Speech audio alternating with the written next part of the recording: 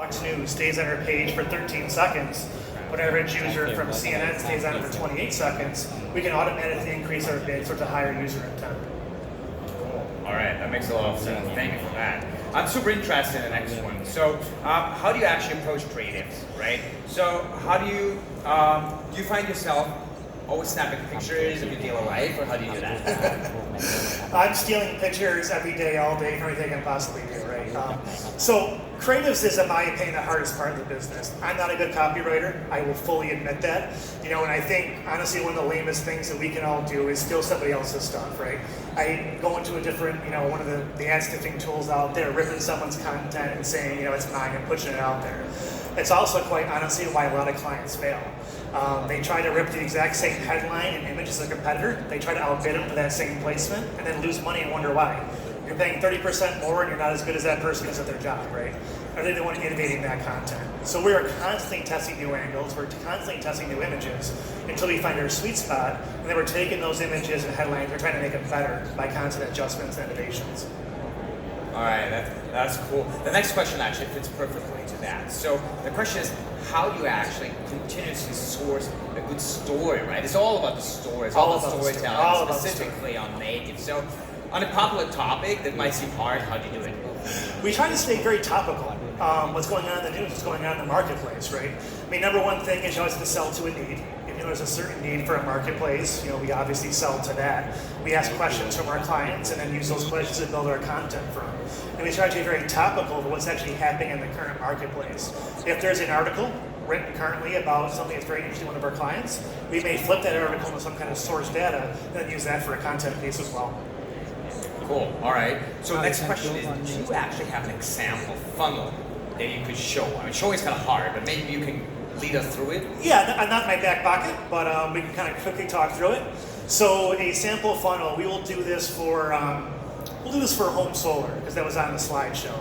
So home solar was a very big product, or still is a very big lead generation product in the US currently. And there's basically a government program that offers some incentives if you put solar panels on your home, right? So how we may source things is have a simple ad on MSN and they say something along the lines of government program helps users save money on solar energy. Kind of cool, right? I mean, click on that. I have a house. I want to save money on my house. I'll see what they do. We take it to our content piece. Our content piece is going to be a very simple article written about that government program, how it's going to reduce your heating costs or how it's going to save you money, what that program looks like. And then from there, we're going to take them to the offer page. They submit their information. Now here's where we start optimizing. So if we put out one content piece and we see that 15% of people are making it from the pre-sale page to the lead funnel, we want to get that better. So we're going to try different headlines and different images inside that content piece, different, maybe ad layouts, until we get that 15% to 20% to 30% and so on. What I think is interesting about our industry, right, is every time somebody lands on one of our web pages, we have the opportunity to sell them on our service. We can fail 95% of the time and still be profitable. Yeah. That's interesting. What if we could fail 90% of the time or 85% of the time and so on? So always trying to get better by making that funnel stronger. All right, cool. So next question. Do you have a framework for creating pre-sale pages? You just mentioned them, obviously super important. Do you have like a specific template that you could give to people? Yeah, we do. We did kind of cover this on slide 3 or whatever it was, but we'll go over it again. So again, you have about 30 seconds when somebody hits your pre-sale page to engage that user. So the first third of your article has got to be your sexiest point in the article. What's going to drive that user in? Why should they engage with your product? What's different between you and someone else in the marketplace, right? Very, very important. Then the next third, again, can kind of be your fluffer, your information, your boring stuff, and then you got to close with a very clear call to action. You want to have enough call to actions on the web page, hyperlinks, click buttons, things like that, without overdoing it, right? I mean, you can obviously layer it with 100 different buttons on there, but that's not going to help your quality whatsoever. There's a lot of different template builders out there that are pretty innovative. I can actually answer questions about those specifically if you guys have questions. But that helps people that maybe aren't designers to break into native by having a basic template to use against them. So the next one, I actually like that question. I like the framing. So what's actually the difference between native ads and online PR? Not much, believe it or not. And that's actually a goal of my company, is to get more brands to embrace the fact that With a native campaign, you can do PR for your company overnight. And more importantly, you can control that PR and how it goes out. So with kind of a PR piece, we're getting off on a tangent here, I think it's very interesting. You put out a news feed, you hope Yahoo picks it up and gets distribution on that. With native, you can actually control the sites it shows up on and design a content piece written just how you want it. And then more importantly, you control the source that goes on, you control that traffic source. Right. That's pretty cool. A lot to learn here. Okay, let's do a couple more. I'm super interested. So let's see what comes up. What are the services you're using for retargeting, push, email, and so forth? Sure. Let's give it like a full spectrum if you can. Yeah, so for retargeting, we do a lot of different things. We target a lot through different DSP sources. There's a bunch of them out there. Zamanta, Centro, or a couple, for example. We also remarket through Google whenever possible. There's AdRoll out there, there's Criteo out there. A lot of different placements for sure. Also, a lot of the different individual networks now offer remarketing. Taboola has remarketing, Rev Content's got remarketing, Outbrain's got remarketing. And they're actually starting to offer, and it's getting pretty good, audience building, lookalike targeting, just like Facebook can. Upload 1,000 email addresses and kind of let it find similar audiences for that. For push, we use a bunch of different networks as well. We use Pushnami for one. We buy in Propeller. We actually monetize our traffic through a company called OneSignal or Push.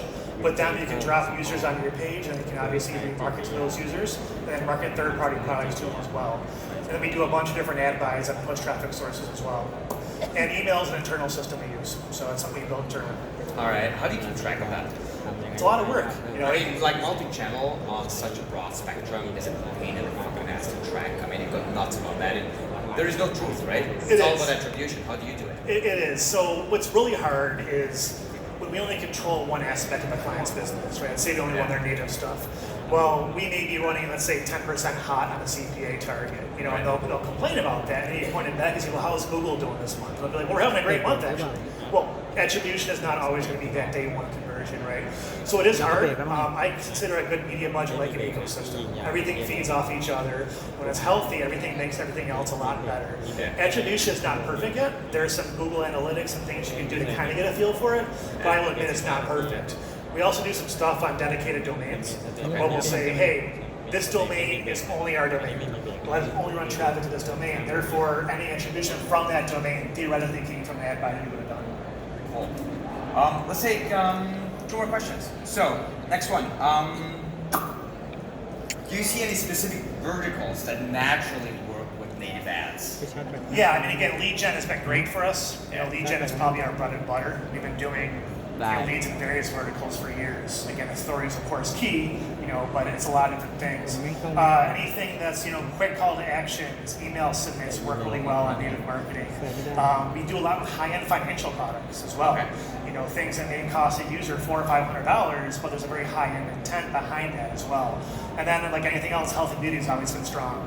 Really anything that has a strong, good story behind it, can be a pretty good fit for that. This time of year is also e-com. I mean, what's the sexiest toy this summer? What are you advertising for, the newest, coolest gadget? There's a lot of companies out there making a lot of money by doing that. Year-round, it's a little bit tougher. Advertising a gadget in March or April is the same as advertising in December, but it absolutely can do very well. Okay, so how does it actually compare to display? A lot of people say display is dead for a good reason. I remember like the first display ad I bought, 2004 actually. I remember those days. Even back then it didn't perform. But anyways, native is a different story. Yeah, so it's very, very different. I think display is dead or dying, right? And I've always asked, why wouldn't Ford, for the new Mustang, buy a native content piece on ESPN versus running a 300x250 on the right rail and paying $25 $1,000, right? Yeah, to me, it makes no sense. But again, it'll get there.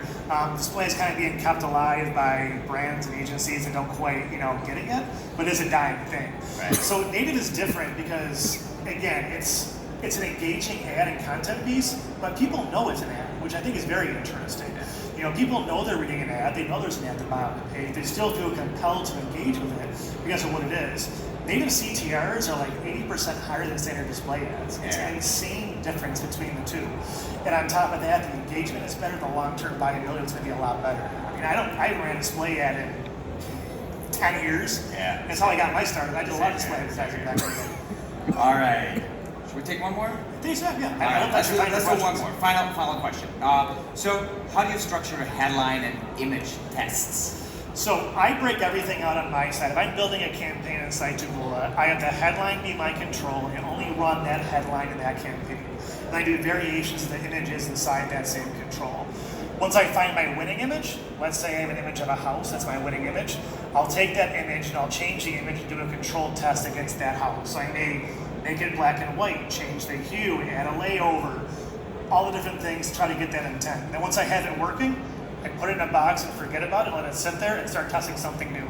One thing I used to make a lot of mistakes with early on in my career was I'd mess with it too much. It'd be up, it'd be working, I'd be like, well, I'm gonna put one more ad there to make it a little bit better. And the whole campaign would go to hell, and I'd be like, what the hell happened? Well, leave it alone if it's working.